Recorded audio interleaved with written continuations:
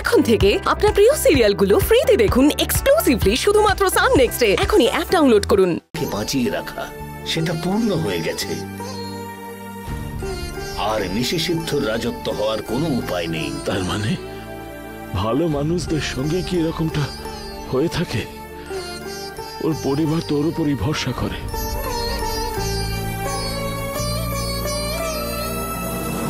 কেউ যদি না থাকে তাহলে এই পৃথিবীটা চলা বন্ধ করে না।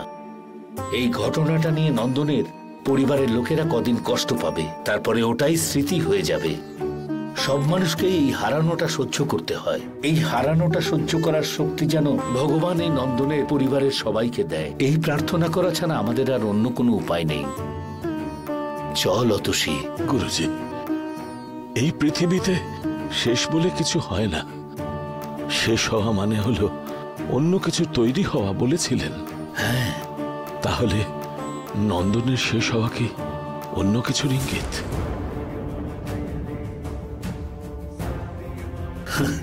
অনেক বড় প্রশ্ন অতসী, কিন্তু এই প্রশ্নের উত্তর এই পৃথিবীর যিনি দেবতা, সেই সর্বশক্তিমান ভগবানই একমাত্র জানেন।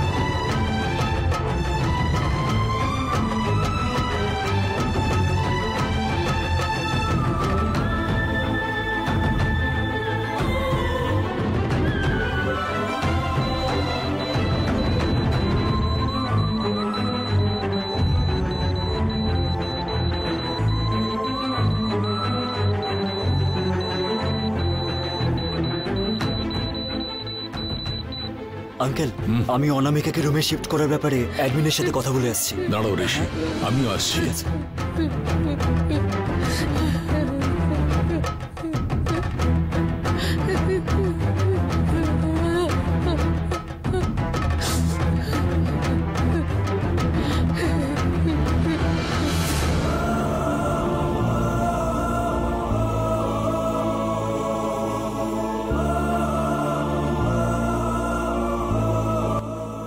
নন্দন, নন্দন, ওঠ নন্দন।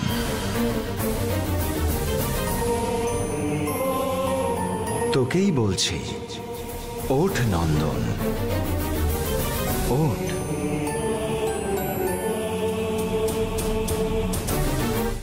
তোর সময় শেষ হয়ে গেছে নন্দন, চল যাই।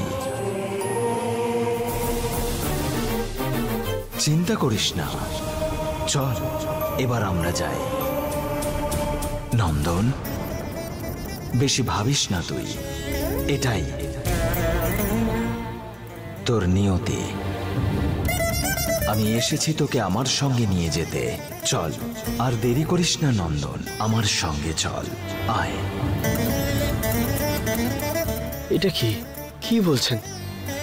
সময় শেষ হয়ে গেছে? কি বলছেন এগুলো? আমি কিচ্ছু বুঝতে পারছি না। অনামিকা কোথায়? আমি আগে ওকে দেখতে চাই।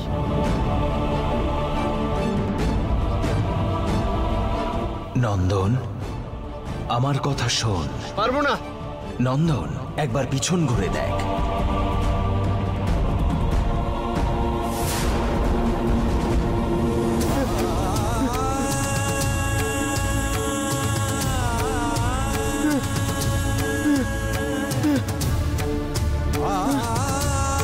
আমি বললাম না তোর নিয়তিতে এটাই লেখা।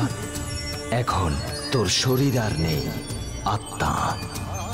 না না না না, আমি মরিনি। আমি বিশ্বাস করি না, আমি মরিনি। আসলে মৃত্যুর পরে লোকে বিশ্বাস করে না সে মারা গেছে, তার কাছের মানুষরাও কেউ মানতে পারে না।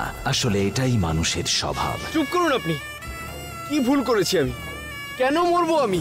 দাঁড়ান আপনি। আমার জীবনটা তো এই শুরু হলো। আমার মতো সাধারণ ছেলেদের বেশি চাহিদা থাকে না।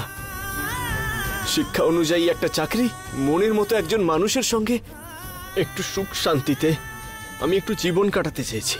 আমার মা বাবা ভাই বোনদের সঙ্গে একটা শান্তির জীবন। এই সব কিছু তো এইমাত্র পেলাম আমি। আর এক্ষুনি আমাকে চলে যেতে হবে কেন? এটা কি ন্যায়? আমি না থাকলে আমার পরিবার, আমার অনামিকা, এদের কি হবে আপনি জানেন? আমি ভাবতেও পারছি না। আমাকে ছেড়ে দিন, আমি এদেরকে ছেড়ে থাকতে পারবো না। তুই যাবি না? তুই কি এখানেই থাকবি? হ্যাঁ, এখানেই থাকবো। কিন্তু যাদের জন্য তুই এখানে থাকতে চাইছিস তারা কিন্তু তোকে দেখতে পাবে না, তোর কথাও শুনতে পাবে না। শুধু তাই নয়, তুই যে আছিস সেটাও তারা বুঝতে পারবে না। দরকার নেই, আমার কোনো দরকার নেই। তোর শরীর থেকে প্রাণ বেরিয়ে যেতেই তুই তোর আত্মীয় ও নিজের লোকেদের কাছ থেকে দূরে চলে গেছিস। এরপরেও পৃথিবীতে থাকলে তোর কোনো পরিচয় থাকবে না।